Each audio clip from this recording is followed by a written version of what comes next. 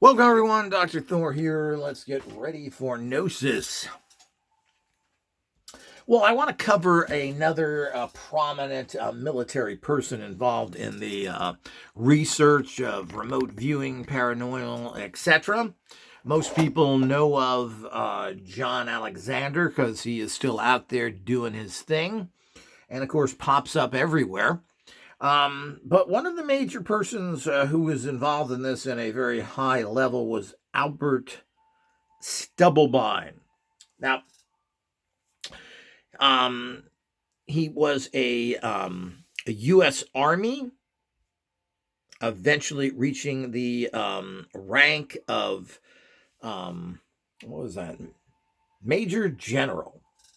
So, General Stubblebine.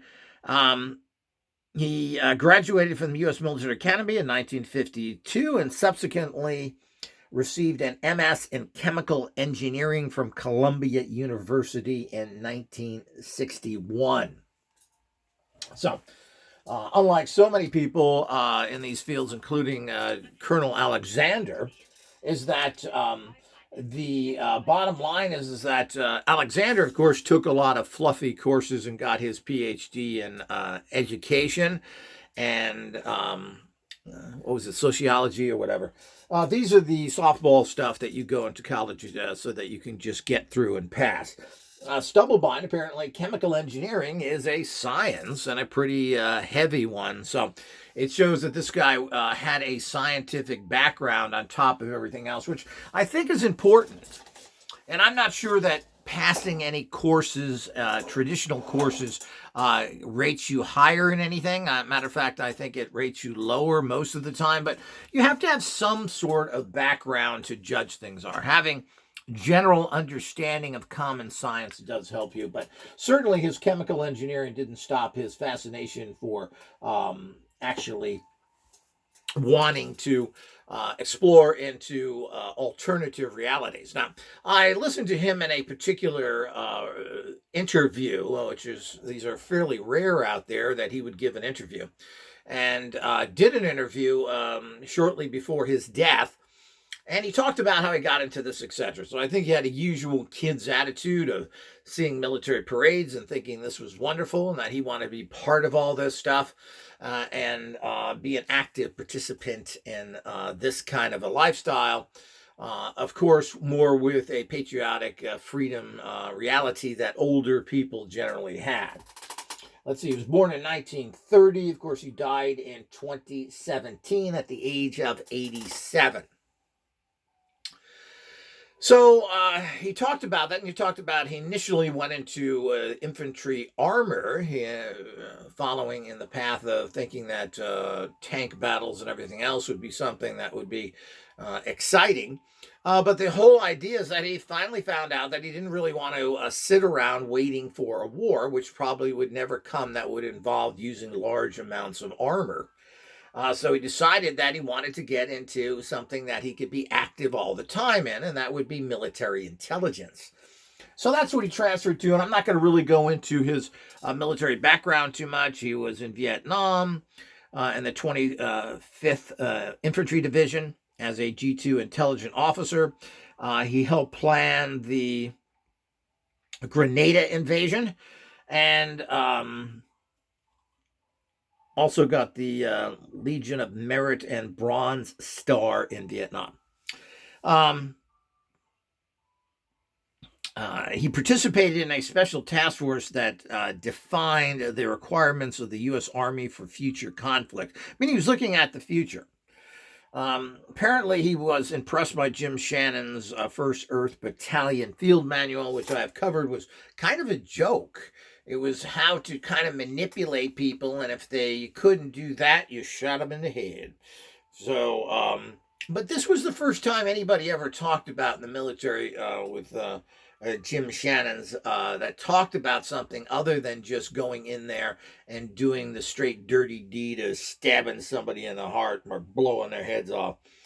So apparently this motivated a lot of people, and of course it also was at a particular time when these things were more accepted in the 70s, particularly after Vietnam. People were looking at what can we do better? Because we didn't do very good there. He was a key sponsor, apparently, of the Stargate program at Fort Meade, and really believed in the possibilities of the paranormal.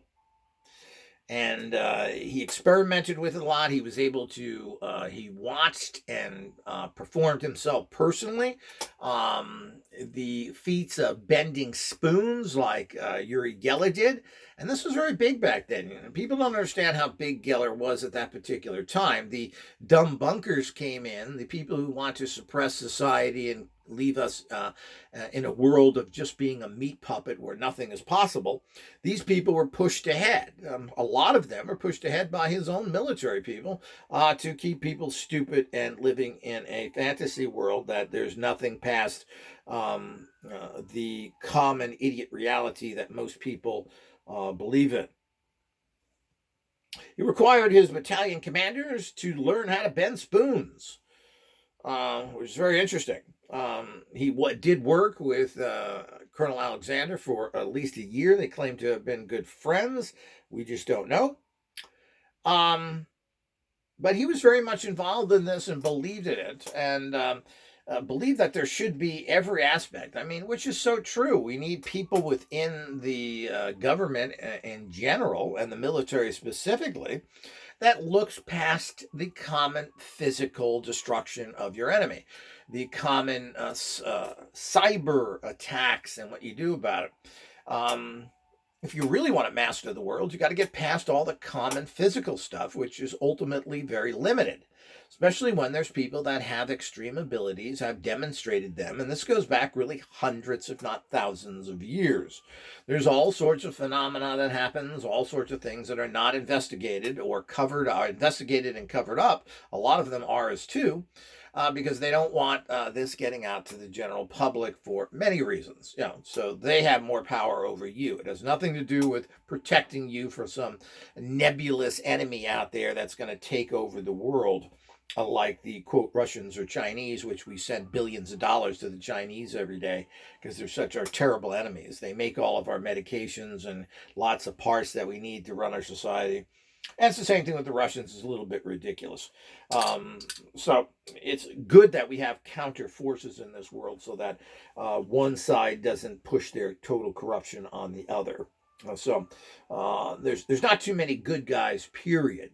So nobody's saying that the Russians or Chinese are good guys, but neither are the United States and, of course, Europe and everything. If you look at the history of things, it's horrific what was done, particularly if you want to find out some really messed up stuff done even recently by the Clinton administration. Surprise, surprise. Look what happened to Haiti. What a horrible thing that was done there. So we'll go on and on with those, but we don't want to waste too much time. So he's a big advocate. He's very open to everything. Towards the end of his life, he he was married and had 2 kids, but he would divorce whenever. But his second marriage is to a particular doctor. I believe she's originally from somewhere in Central America, and she's very much of an alternative person against everything. Of the common cons are getting, particularly against vaccinations, and looking for alternative ways of healing people. And she was very much into this. She was very much of an activist. And of course, Stubblebine knew this when he married her. And that was, I think, a big part of the attraction was the fact that this person was exactly what he was looking for. And I think she had it's hard to find information of when they were exactly married. And I can't spend hours and hours on this. But the whole idea is he stayed married to her until he actually died in when was that again? 2017. She even tried to save him. And again, I'm not going to go into all the details because these things go on for hours, and I don't think anybody really cares. But she tried to. They came back to the United States. They were living, I think, in Venezuela or Ecuador. I'm not sure. And came back to the United States to get medical treatment. And she tried to get him intravenous vitamin C, one of those cure-alls out there.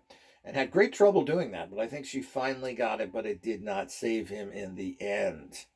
So, but very open to all this stuff and wanting to participate on a much higher level. I mean, thinkers like this are pretty rare because you're going against the horrible problems you run into, particularly in the ignorant, stupid, cowardice military that has done absolutely nothing except murder and terrorize people in general. You feel secure today because your American military is on the job?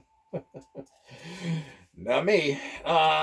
So this is the kind of stuff that goes on in their ass licking of all of our, particularly our ex enemies, who they think are ex, which are not, where we lay our lives down for a bunch of worthless little scumbuckets that we already beat in a war, who somehow we want to make our buddies now. So I don't know what his opinion on all that stuff was, but so much of the military doesn't get it in the bigger picture. But he certainly was in the face of the rest of the military trying to come up with new and better ways. He wanted to make a super soldier, and there's anything wrong with that? Is there anything wrong with the fact of heightening your senses so you can sense what's coming at you, or be able to be less visible, maybe have the abilities, extreme abilities? Why not? Why not look into that to see what that can do? And apparently, most special forces today are trained in remote viewing as a general understanding as well. Or there's somebody within a group that is good with that, a team or so forth, and they use this kind of remote viewing all the time. So so it is a thought to be. I'm not really sure how true that is. If this completely still carries on. The problem with all this stuff, since it hasn't been well developed, is that it's hard to use these kind of skills for anything major. I mean, they may be minor helps, but life is this physical battle, especially if you're in combat. To think you're going to dodge bullets or levitate or make yourself invisible when there's ammunition or bullets flying at you is certainly an extreme reality that doesn't make much sense. And do you want to spend so much time based in that? But of course, there are many other things of doing this for intelligence works, and of course, this is something the military is heavily involved in, as it was today, as it continues to be, particularly at the Monroe Institute, where there are people there like Joe Loser McConnell, the #1 failure remote viewer. And all this stuff, I mean, they're still very active there, and they go to this place all the time. The military is basically a part of the CIA. And so forth. So, and there are some different thinking people using your consciousness, etc. And this is one of them that did that. So, and was very much. But of course, what happened to him, even at the time this was going on? But I think this kind of sums it up. Of course, as I said, he was trying to do many things himself, but you have to really be a much different consciousness person to achieve these extreme abilities. They showed him in the Men Who Stare at Goats movie. He was. They kind of made fun of him there, showing him trying to do things, etc. And he was not happy with that movie and how he was portrayed as kind of this goofy guy trying to do stuff. Kind of laughed at him, and of course, John Ronson is a snippy little nasty Brit in the same mold as that little bitch, Louis Theroux. Nasty little guys that think they know better when they're basically just nothing more than, as far as I allege, nothing more than the pawns of the intelligence agency. But they're not very intelligent people, period. So, but I think, this really sums up what happens in general.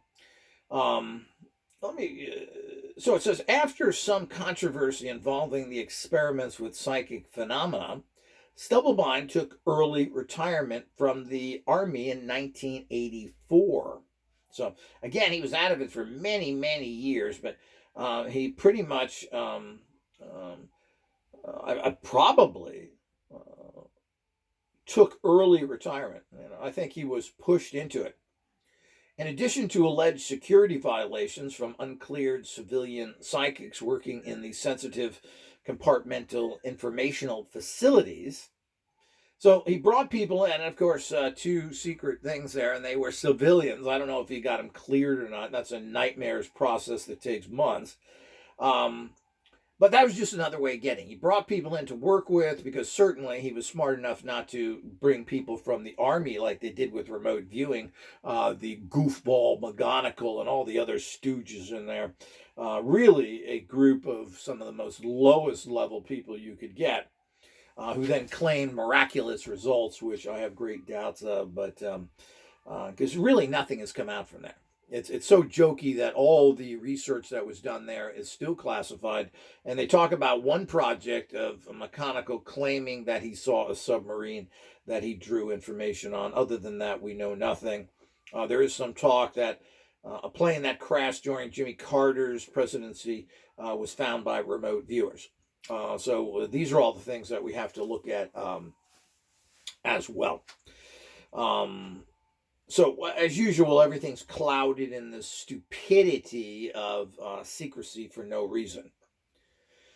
So he was forced to resign, basically, in 1984. Stubblebine offended the U.S. Army Chief of Staff, General John Adams Wickham Jr., by offering to perform a spoon-bending feat at a formal gala. Wickham, a devout Presbyterian cult Christian, associated such phenomena with Satanism. I think that really sums all of it up, and I'm not sure we even need to go much more past that. But that's the kind of very typical stuff that if you're an alternative person that you're going to run into, and thinking that somehow these psychotically linked cult members of these Christian cults that speak in tongues, that believe in fantasy people in the sky that we then make head of departments, who have no intelligence level whatsoever, get into positions like this is scary. But this is what you run into. And if you do anything alternative, this is what you're going to run into. So this guy's, because of his beliefs and what he was doing, he eventually was forced to resign like so many others. You have to wonder how they pushed all this stuff over to John Alexander, who again was doing a lot of stuff non-militarily because he retired in 1988. So he was able to do all sorts of things that then the military could say, well, it had nothing to do with us. I mean, that's John. He's always been that jokey idiot kind of guy. And so he was able to get away with a lot more that way, working outside but inside, as all these people are. Once you're in intelligence, you're never out of it. So it's as simple as that. And this goes for everything. And they're very easily manipulated.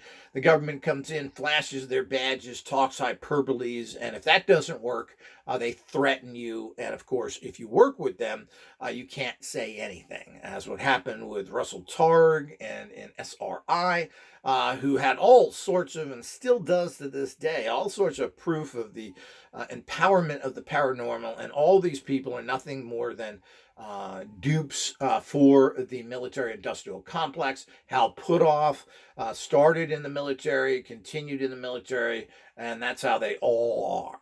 So the point is that they all get sucked in that this is for God and country. And if that's not good enough, well, remember, you can just disappear. We'll kill you or your family or someone else. That's how these intelligence community and hoodlums work in general. So basically, he was unable to do much with that. Somebody else took over after him, whose stated policy was that he was not going to support this kind of thing that Stubblebine was doing, even though he did continue the Stargate program for a while after that, which is also very convenient. But the bottom line is the government, because of the kickback, the negativity that you get from society, from all those bought-off criminal politicians who vote in money and so forth, you are not going to get anywhere with that. They are going to come out against it.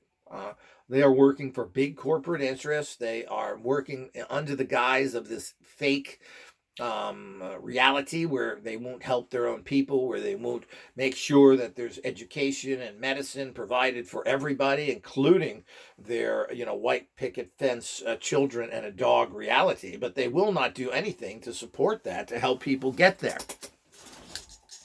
So this is the kind of nonsense. And of course, all of the politicians are dirty in one way or another, accepting money from all sorts of special interests. And some of this is even shockingly legal.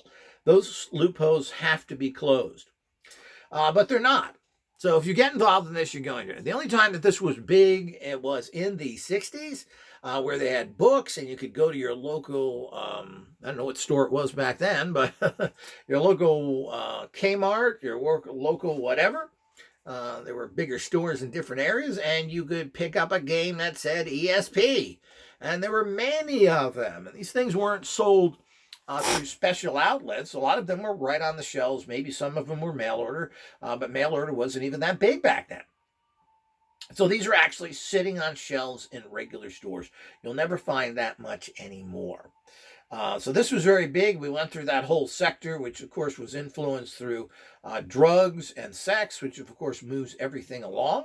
And of course, that's what a lot of the 60s was about. It wasn't really about anything other than having a basically escaping life through drugs with the assistance of sex. What could be better? So this is, of course, what you're talking about in the bigger picture. So then you put your career on the line with that, and what the government has done is they've also sponsored all the remote viewing people. Everybody in that program, even if they just looked at the door that stuff was being done there, has written a book on it, and they're out there teaching people, creating teachers themselves, because they're all getting kind of old now. So this information gets out there so that the public becomes powerful without the government funding it, because the government only gives money in their own pockets. So if you're an outsider or something else, they're not going to pay you. They don't have money for that. So that's what they tell you. It all goes in the corruption pockets of everybody. So you run into all that. So they're trying to, again, do something that the public trains themselves, finds people, and then they contact them. And I've heard stories of this from credible sources of how, they're asked by their teachers to that, hey, you're a really good student. Wouldn't you like to work for the government? Because all these people are ex-military. And if you're not, they're still looking for you, from what I understand out there. So there's all sorts of stuff out there, and they're looking for naive little brainwashed cult members like Chris Bledsoe, so that they can easily manipulate you by going in there and flashing a badge or waving the flag, and you fall to your knees and so forth. So one thing nice about Stubblebine is at the end of his career, he formed a nonprofit organization. And pretty much tried to change his ways. And he did come out and talk about how these vaccines and everything else were probably set up by the World Health Organization. He said that he believed that an airplane did not crash into the Pentagon. And all the things with it. And he was on, of course, on the Alex Jones show. He did a whole bunch of stuff and talked about all these conspiracies from an educated ex-military view, as much as he could talk about. So his wife did start a foundation. His wife is now still running it. They sell some unusual and fairly expensive supplements. And what's even further wild about this, which I have not investigated, I may and report back on it. They are channeling him. They have channeled information from the general. And apparently this is something they do weekly, and they have published an entire book on what he's saying from the other side, the information he gets, and I don't know all the details on that, and I don't think people care again.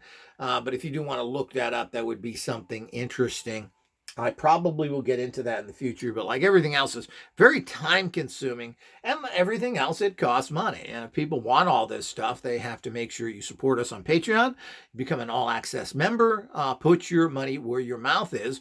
Very small amounts of money that are out there that can help do research like this and give me the time I need to do this. And it is virtually nothing. $6 a month, another $10 to get into all access a month. These are things that show your support and show that you vote with your wallet. Support people who are doing something and getting the information out there, not the classical line. You know, I look at all these interviews out there by people, particularly recently, people who have interviewed this Chris Bledsoe. And it's all softball stuff. It's all this, it's coming from the mouth of God. There's nothing strange about it. And they have nothing whatsoever to try and talk to these people, not in a debunking fashion, but in a questioning fashion. And apparently old Christy boy doesn't want to talk to anybody who isn't a mouthpiece for him as well. He's not going to argue. He's not going to try and get his point across. He's got plenty of people that will just rubber stamp anything that he has to say and how marvelous this is, when any kind of thinker looks at it and says, you know, there's something really wrong with all this stuff. So it's good to know that they're, but like any rebel in a very conformist organization, the minute he got into stuff that was a little odd and he had a little bit of power to do it as a general, ultimately bit him in the butt. And the bottom line is, here we go again, the fact that people equate any kind of psychic phenomena or any kind of paranormal with Satanism. So we can really blame this John Adams Wickham Jr., U.S. Army Chief of Staff, who went after him, saying that he was some sort. But it was no problem at the same time to have Colonel Michael Aquino, the head Satanist, because, by the way, Satanism is 100% legal in the United States and in the military. You can go there and wear the Satan flag, whatever that may be, scream Satan at the top. Perfectly legal. There's nothing the military can do about it. They made sure, Michael Aquino made sure that was part of the military doctrine. So the point is, if it is Satanism, it's legal in the U.S. military, and there's nothing you can do about it. And they have ceremonies and everything else. All this is in the book, and there are lots of Satanists in the U.S. military. What a surprise. They're now just open about it. So we can blame these kind of idiots that are doing all this stuff for the problems we have. But it's amazing how everything is, they go after this guy who's trying to achieve something, but another guy is working with openly as a Satanist, walking around in a little vampire costume, basically, with a goofball haircut at the Presidium. And of course, again, this was at the time when the wild, crazy aftermath of the 60s and the 70s and early 80s, when apparently people still got away with all this stuff. And apparently his whole officer corps up there were all Satanists, all going to the Temple of Set, and I'm sure, and being involved with Anton LaVey, most likely because there's lots of sex there, baby, and I'm sure there were drugs as well. But the bottom line is that that seems to be perfectly okay. Somebody looking into higher states of reality instead of the meat puppet reality that everybody stays in, of course, is persecuted and attacked by that. So all of that great information that could have saved people's lives, but nobody cares. The money goes by the billions to government contractors, which are all bought off who buy off all the politicians and the military people. They're involved as well. They're all getting their little military payoffs as well.